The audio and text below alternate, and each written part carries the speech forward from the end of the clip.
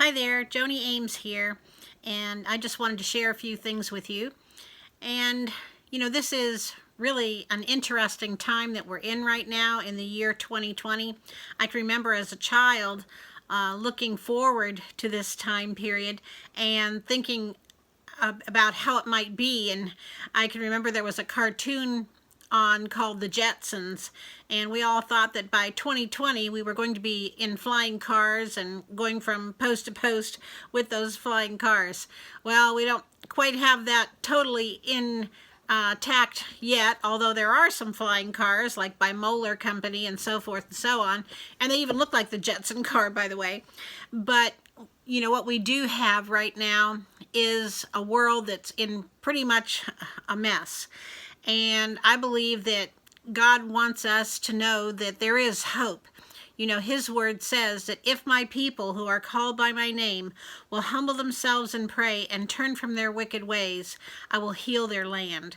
And years ago, the Lord reminded me about that and said he could literally heal our land. He says, I could literally heal your land. I can even take the lava from a volcano and run it through the fault lines, the earthquake fault lines of the earth, and seal them up as if it was welding material. I can literally heal your land. And he can literally heal our land in whatever way we mean it, whether it's physically, spiritually, emotionally, politically, or whatever else. There is nothing impossible with God. And so I want to encourage you with that right now. And so one of the verses that I believe the Lord has given to me for this time period, and I just want to say, first of all, on the Jewish calendar, we're in the year 5780, and the word for 80 is pei, P-E-Y, and it means to speak forth, and even to declare.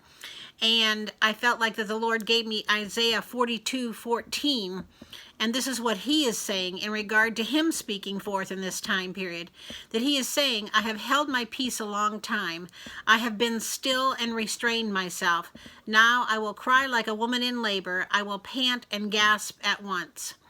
Listen, God is not going to remain silent when we need him to speak out for us and on our behalf in this time period.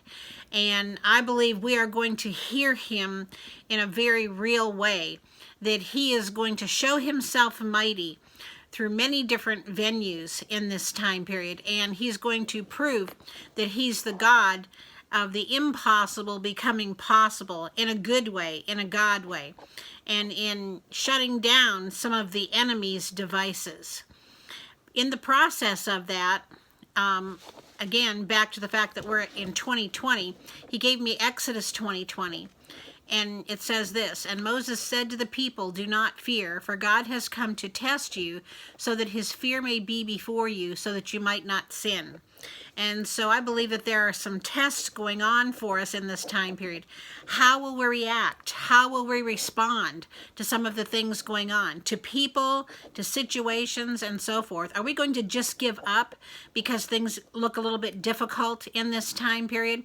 Or are we going to believe what God says? Like, whose report are we going to believe? And that we need to choose to believe the report of the Lord. And to also, I believe it's a time period when the fear of the Lord is coming forth again. And by that, let me just say this. It's not just like fear that, oh, he's going to, shoot us with lightning bolts from his throne or, something like that.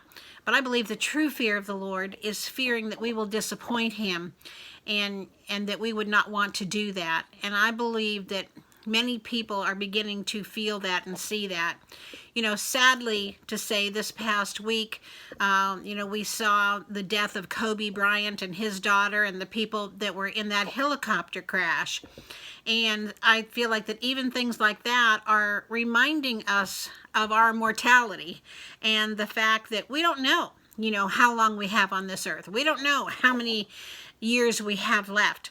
And so that even in that, it's bringing that fear of the Lord upon us, in that, God, I want to be found faithful. Please don't let me, slip away or anything, because I want to be sure that my life is right and that I have even portrayed the right message to others while I have been alive. And there's warning for us in this time period, because there are those out there who don't have right hearts and motives. Luke 20:20 says, "So they watched him and sent spies who pretended to be righteous, so that they may seize on his words in order to deliver him to the power and the authority of the governor." And so, we need to have discernment in this time period. It's so important that we operate in discernment, not judgmentalism and not suspicion, but in the true discernment of God, and to trust that we do hear our Savior's voice and that we're not going to follow that of a stranger, and to know that he is God, and that and also a time period when it's going to be just like, we're not going to be the doubting Thomases. These are a bunch of 2020 verses that the Lord gave me for this year. John 20:20, it says, "Jesus showed them his hands and his side. Then the disciples were glad when they saw the Lord." And so again, I believe that he's going to show himself mighty to us in this time and season. He's going to show us that, he is truly God, and that he will come forth in ways that will even show the whole world. I posted on my social media platforms today a picture that was on Fox News that a man and his wife saw on their camera, their security camera, and it was of an angel. They didn't take the picture, they just heard their camera alarm go off, and they went and they looked, and here you could see an angel in the picture on the camera. And so God is showing himself in mighty ways, and it's not something contrived or fake or anything else. Nobody has to do fake stuff.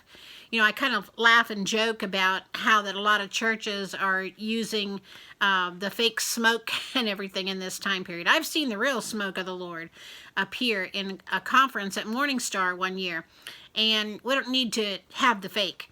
And truly, when we see the real, we know that, we feel it, and it stays with us forever. Acts 20:20, "I kept back nothing that was helpful, but proclaimed it to you and taught you publicly and from house to house." So there's a couple of things here.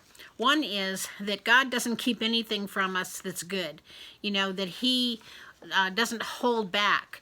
He's a good God, and he cares for us. And he says that even if we have needs, to ask, to seek, and to knock, and he will open it to us and show it to us.